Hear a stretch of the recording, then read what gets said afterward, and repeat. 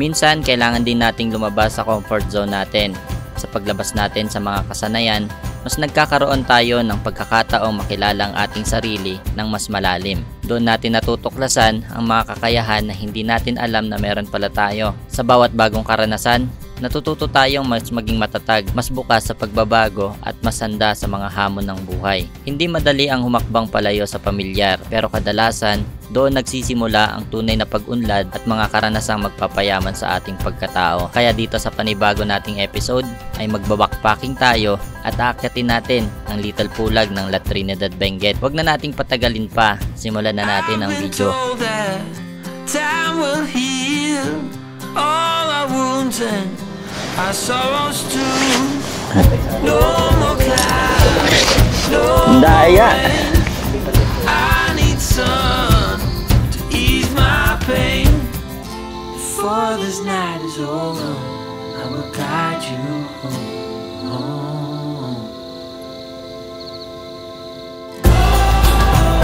All this time you thought we'd never pay the price.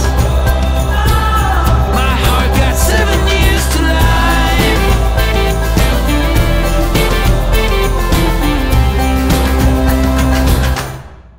Welcome back ulit sa ating panibagong episode. At ngayong episode na to ay mag-hiking tayo. Dala natin tong Quetch 1 na Decathlon 40 liters. At syempre yung tungkod natin. Kasi pag hiker ka dapat may tungkod ka para mukhang pro.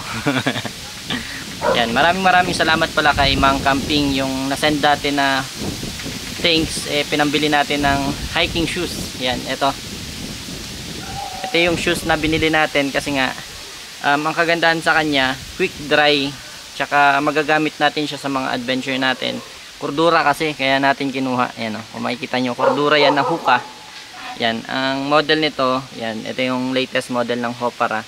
Kasi meron yung 1, ito yung 2, mesh type yung gilid, at ganda ng ilalim. Kasama pala natin yan si Dos, at yan, mag-hike kaming dalawa, backpacking tayo ngayon, at yan, ganda ng shoes natin.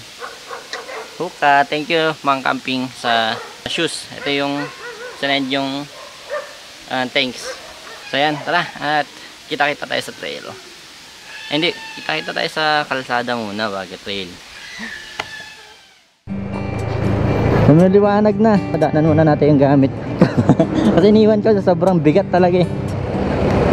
Doon din lang kami dadaan dadaanan na lang. Medyo ambon-ambon na dito. Pumapatak, ang lakas na pre.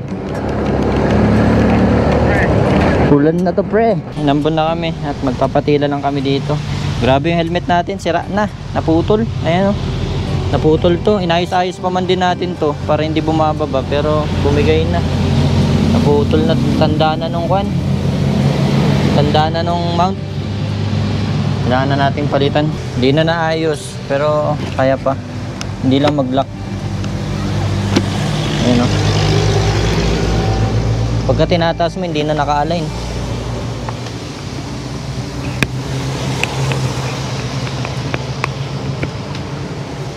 Okay lang yan. Ganyan talagang mga gamit. Nasisira at nasisira.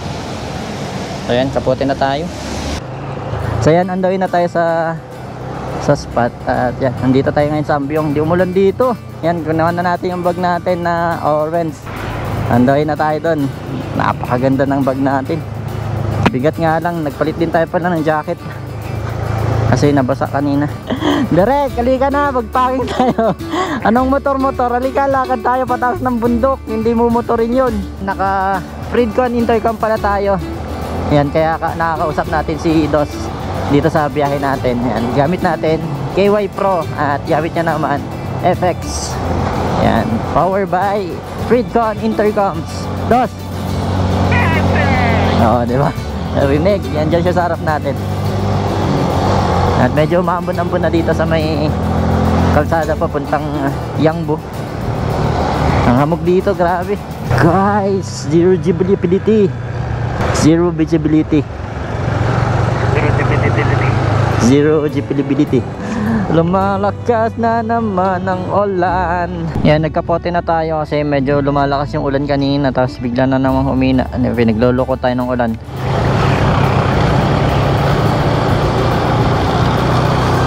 Medyo makulimlim talaga dito. Ay, foggy. Zero visibility.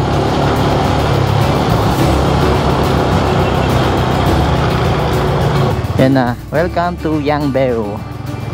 Yan, dito na tayo. Akit na tayo dito. At medyo matarik to ah. Oh, yan tarik.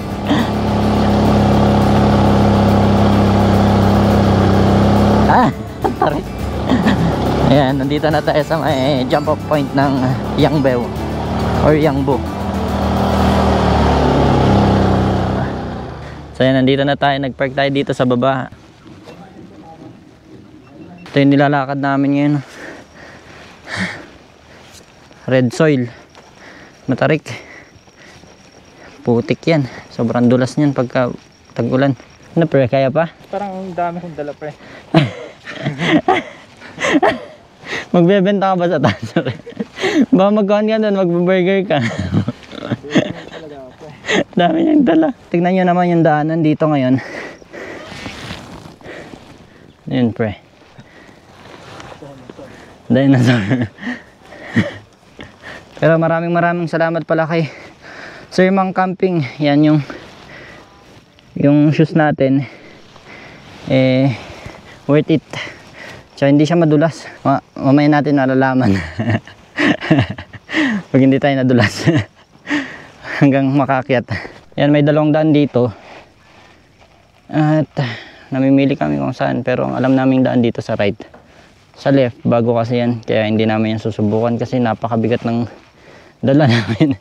Pag nandun ka na tapos bumalik ka pa. Walang pataas doon. GG. Tanong tayo sa may pataas. Sa hagdan. Nasira din pala yung helmet na talaga natin. Ala na. Naibitog kanina. Nag-crack na. Pero lahat naman ng bagay napapalitan.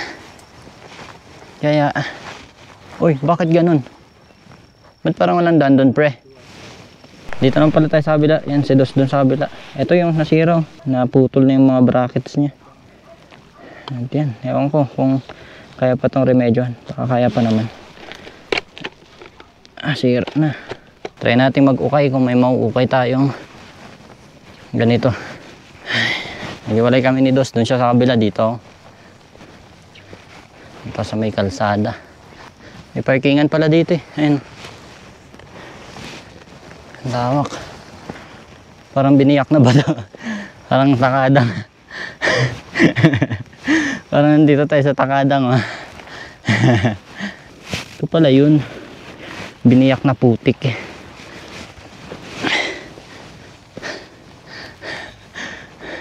Sana may daanan ka, Dos.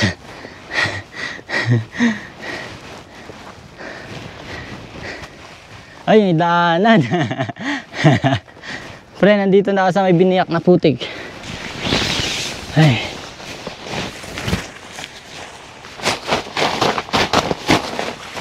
Pati na lang meron tayong ganitong bag.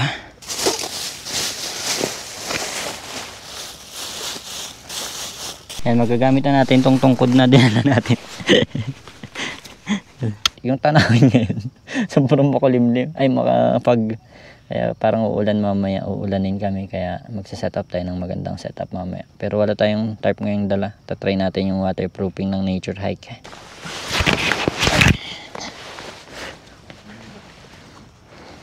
Yan, at gamit pala nating camera bag itong Peak Design na everyday sling na B2. Subok na to, meron akong 3 liters nito. Trinay kong labahan. Nilubog kong naka zipper, naka close, hindi siya pinasok ng tubig. Kaya itong bag na to iniingat-ingatan ko kasi nga waterproof siya. At safe yung mga gadgets. Medyo pricey pero quality. Andun yung quality niya. Makapal yung pads, maganda yung divider, at maganda yung features. Yan, pricey lang pero quality talaga tong bag na to. At subok na, para sa akin subok na. Kaya nire-recommend ko sa inyo. Yan nga pala yung isang sinasabi ng mga photographer at videographer. Prevention is better than cure, di ba? Kaya yan, magtungkod na tayo. Sana makisama yung weather ngayon at hindi kami makapag-set up muna kami bago umulan kasi sobrang foggy na dito. Yan, dito na kami nabutan ng ulan. Grabe, lakas no. Yan, tara na kahit umuulan. Tara, tira. Ginabi na tayo. 5:30 na. Dahil na nilakad namin Bali magkano po yung camp? Ay, yung camp? 150 per head, tapos may security nga tayo na 500. Tapos paano po yung hanggang bukas na po? Oo, kahit hanggang hapon pwede. Bumalik na yung kuryente nila. Ang ganda oh. Kanina umaga pa daw sila walang kuryente. Ilang 24 hours din o nagsasarado? Yes po, 24 hours. Oh. Basta may contact lang po sa akin, tapos babantayin ko pa rin doon sa taas. Inisita natin. Yung archery niyo po dito kuya, meron pa po? Yung archery? Ay, baka next year pa po. Ay next year ulit Yes, yung po. archery nila. Mga summer pa.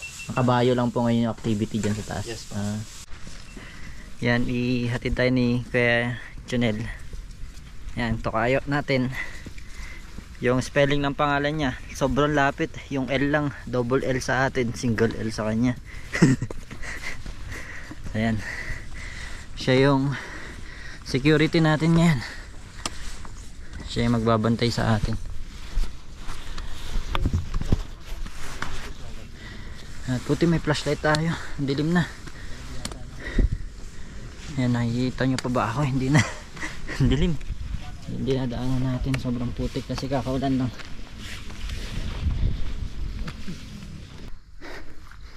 Kaya yan. Hanap lang tayo ng pwede nating pagpitchan ng tent. At ikaw na tayo. Gawin na. Ang dilim mo. Lasang hamog. Anong makikita doon.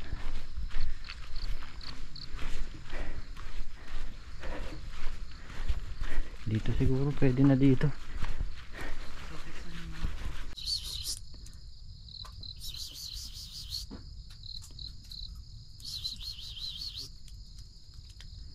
Ika. Hello. Meow.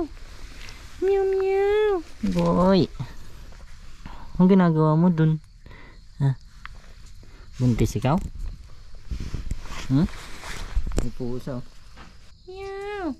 Lalaki ka ba? Ay hindi, mo itlog pala siya. Hindi pala siya buntis. Lalaki pala siya, malaki lang yung tiyan niya. Itlog pala. Anong buntis? So yan, magsaset up na tayo ng shelter natin. At gamit natin tong nature hike na Cloud 2X. Yan, Cloud Up 2X. Pang 2P. Tinaway natin. At try natin siya ulit ngayon. Try naman natin ng kung waterproof ba siya.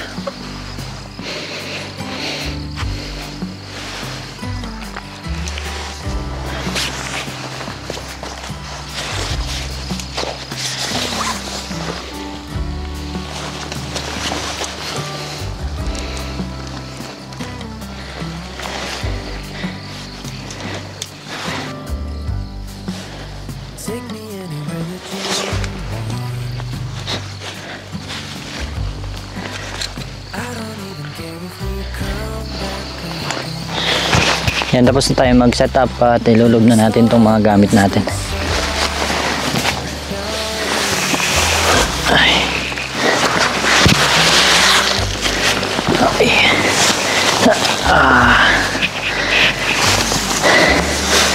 Nakapagod pero sulit naman to kasi ngayon lang kami nag-backpacking. Yung isa pala natin ganito ay naka-direct Gino na. Ito yung pangalawa natin. Yan, ito yung Decathlon na 4th class.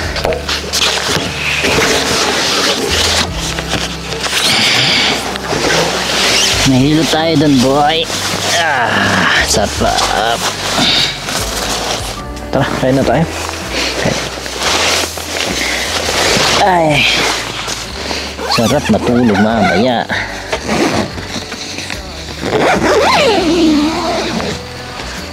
Yun, oh. Nature hike. Yan yung nature hike natin. Ganda.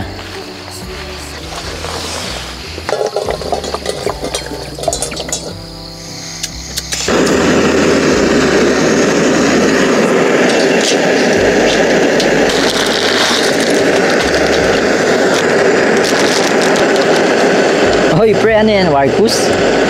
Ganda naman yan. Pakita nga.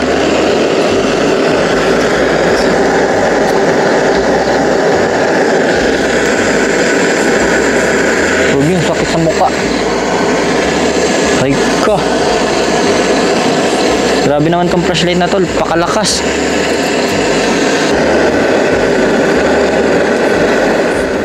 Hintayin lang nating maluto tong ramen. Masarap to eh.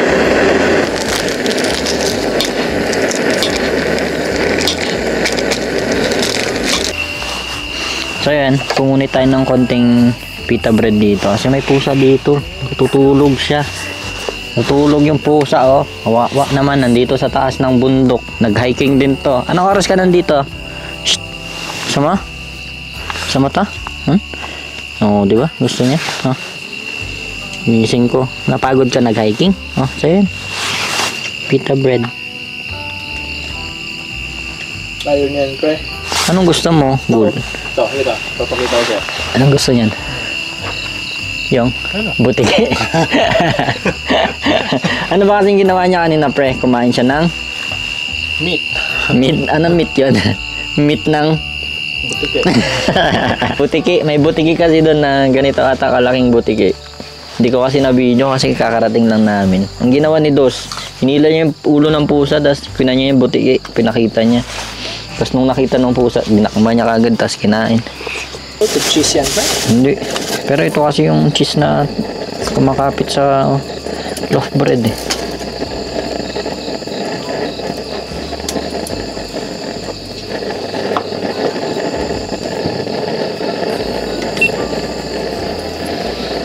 Uy, masarap palang overcook na ramen. Sarap sana to pag may itlog pa, no?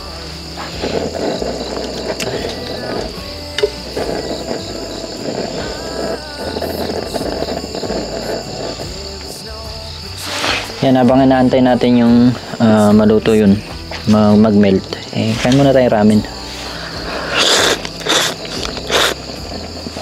Ang init. Battle light. Palakasan kami ng ilaw. Tayo mo yun. Pre.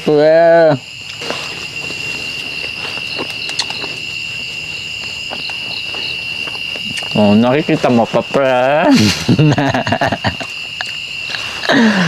Ano, pre, tutukan tayo ng ilaw. Tama na. Mamaya magbugbugan na tayo. Uy, RGB, pre. Apakatindi naman pala niyan, pre. Nakala ka siguro ni Dos, siya lang yung may 1, 2, 3, 4 na modes. Meron din ako. 1, 2, 3, 4, 5. 5 pa nga sa akin eh. 4 lang yung bilang ni Dos. Sa akin, 1, 2, 3, 4, 5. O, di ba? Panis ang ilaw mo, Dos. Ganyan. Ganda ng city lights, gagi. Ayun o, sa likod natin. Nag-clear na yung hamog. Yan, unti na lang yung hamog dito. Nakikita na natin yung city lights. Yan, mahamog pa dun sa amin, dun sa pinestuhan namin. Pero dito, tanaw mo na yung city lights. Yan, sana bukas, maabutan natin yung Sea of Clouds, magising tayo. Mag-alarm na lang tayo ng mga 4. Yan, kasi napakaganda. Guys, nakikita nyo naman sa camera. Yan, laking tulong tong lens na binili natin. Kaya dito sa mga ganitong low light, kahit wala na sa atin yung Insta360, eh nag-invest naman tayo sa mas magandang lente. Kaya yan, nakikita nyo yan. Yan o, nakikita nyo yung background natin. Yan yung Baguio. At kitang kita yung city lights, tapos Sea of Clouds.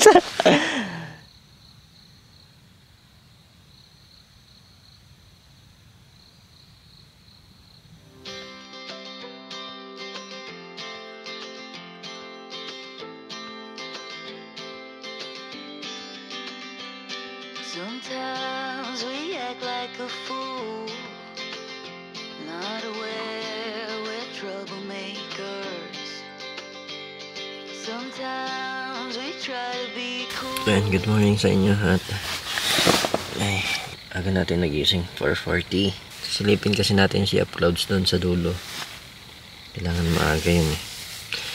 Kasi maraming tumataas dito ng mga ganitong oras, mga 5, ganun. 5 to 6.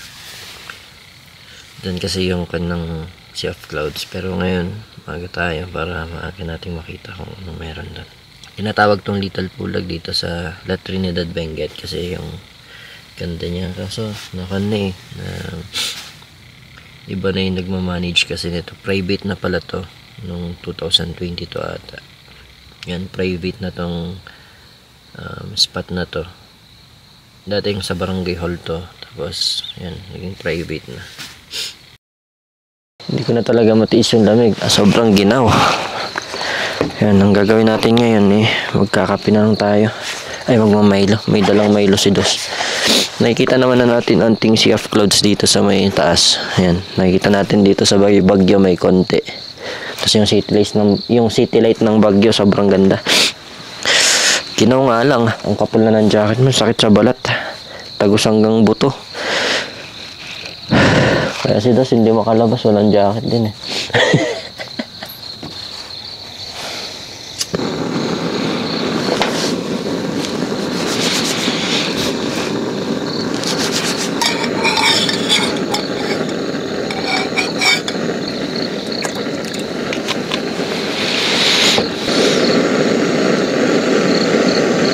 At yan, medyo nagbo-blue na rin yung sky, nagla-light blue na. Yan, mainit lang tayo saglit kasi sobrang lamig talaga. Ikon lang natin to. Stay lang natin. Lamig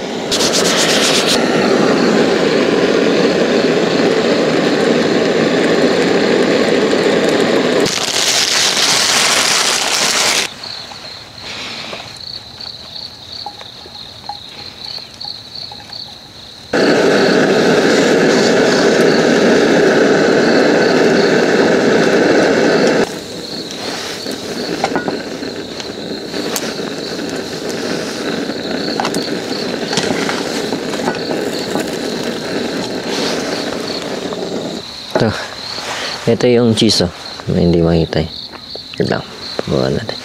Yan, yun yung cheese. Kumapit siya dun sa pita bread. Kasi non-stick yung pan natin. Kaya siya kumapit. Yung gagawin natin ngayon, lamutakin na natin. Ganyan lang. Para lang siyang palaman. Para mas mainit.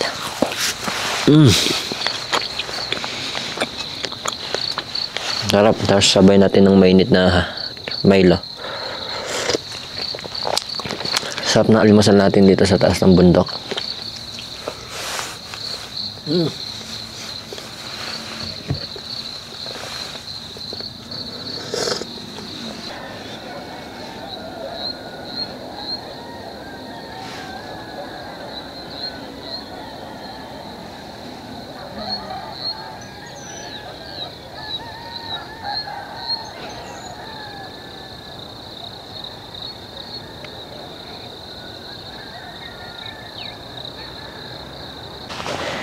Aga natin, walang sea of clouds. Pero okay lang kasi maganda naman yung view. Yan, nandito na tayo sa may dulong bahagi nitong Mount Yangbo, itong trail. Jumbo Trail ang tawag dito. Dati may ikon dun may daanan ng motor papunta dito. Ngayon naman, clean house na. Lamig. At yan pala, bago tayo magpalipad ng drone, ito pala, may share pala sa inyong drone. Ito yung drone ng isang member ng Stockwa. Ito, pina-repair niya sa atin. Ngayon, dinala natin para i-test flight. Kasi ang history daw nito, bumagsak. Yan, makikita nyo dito sa mga body niya talagang may mga putik, tapos may mga cracks. Yan, ito yung Mavic Mini SE na pina-repair sa atin. Yung gimbal nakatagilid, gimbal calibration, tapos pag gimbal calibration mo, ganun pa rin, nakatabingi talaga siya. Tapos ang ginawa ko, flinash ko siya. So ang flashing kasi ng firmware parang back to normal siya na firmware. Parang i-back to stock mo talaga siya. Ilang beses natin tong ginanon pero hindi siya bumalik. Talagang nakatagilid yung gimbal niya. May ginawa tayong kababalagan doon yan, sekreto ko na lang muna yun kung paano ko ginawa. Basta sinenter natin siya. Yung gimbal niyang nakatagilid talagang ganyan dati, nakaganyan na ngayon. Kaya yan, tatry nating paliparin dito sa Mount Yangbo. At yan, Sir Entong, ito na yung drone nyo. Yan, tatry natin kasi yung drone nyo nung nakaraan, nakaganyan siya ganyan yung center niya, nakatagilid. Kaya ngayon, tatry natin. Yan, moment of truth. Yan lang, palinawin natin, ay paliwanagin natin konti. Yan. Yan na, nag-on na.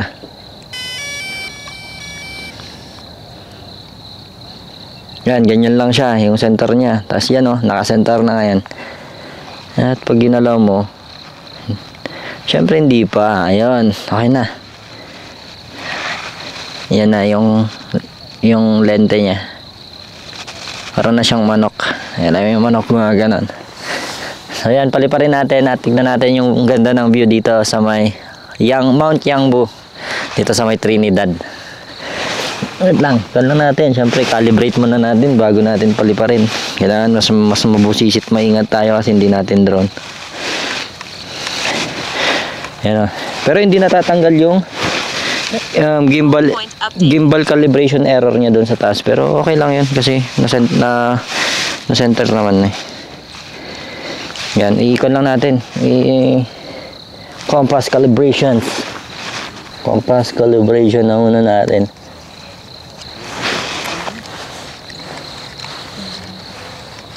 Ayan, successful. Pag tinataas siya, may tunog yung gimbal niya, parang hirap. Parang may na-stuck sa loob ng gimbal. Kaya, alam ko dito, gimbal replacement na talaga. Kaya yan, paliparin natin.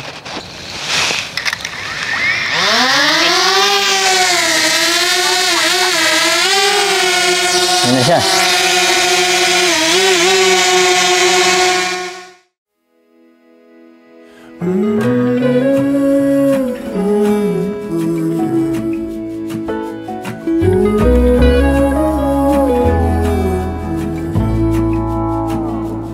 I burned out like a wandering ember. I shone bright, then my journey was over. What I sought when I ran was back where I began. No matter the rain, no matter the storm, I'm coming home. I'm coming home. Leave open the gate, don't turn off the light, I'm coming home.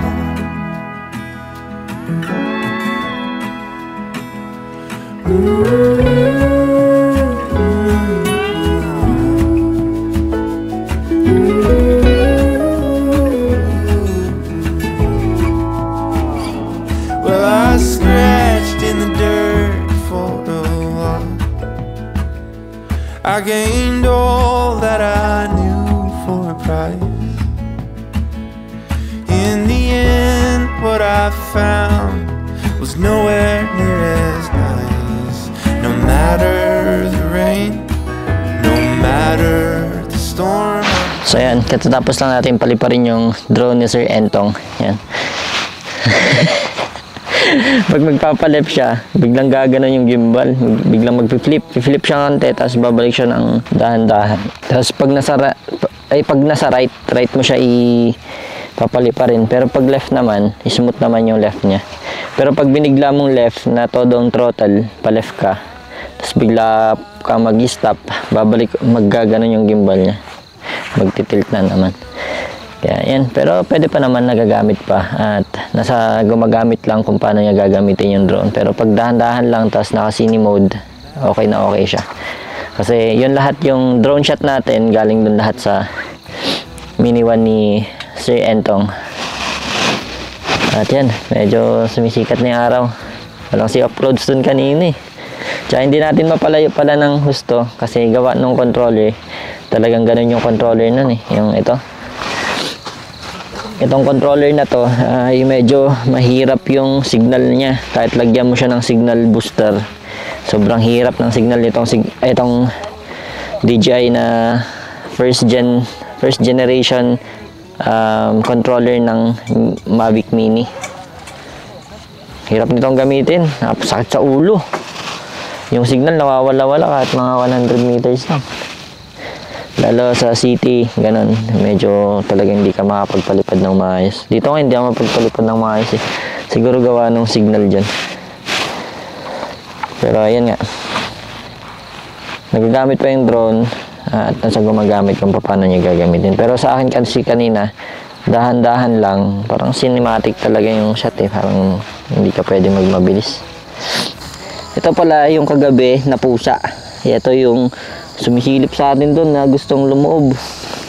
Galing lang kasi may pusa dito sa bundok. Saan ka natulog kagabi? Ba't mo ako ginigising? Ginigising tayo nito kagabi. May footmark pa siya doon sa may tent natin. Puro putik. Paa niya. Pero napaka-cute niya. Napakabait. Yan siya. Kumakain lang to ng butiki. Pero mabait kahit kumakain siya ng butiki. Yung buntot niya. Ampas-ampas niya yung buntot niya.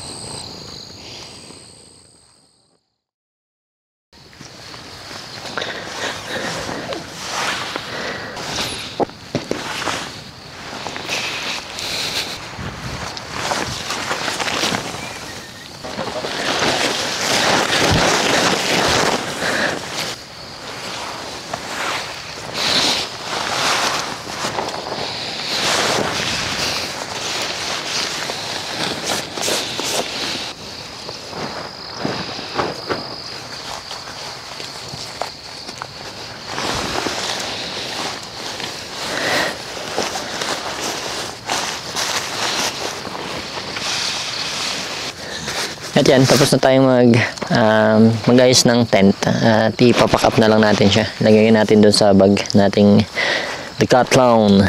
Yan, tara. At ito na tayo. Yung Huawei natin na regalo. Matagal na. Gamitin natin. At yung bag natin. Ito yan. Ay.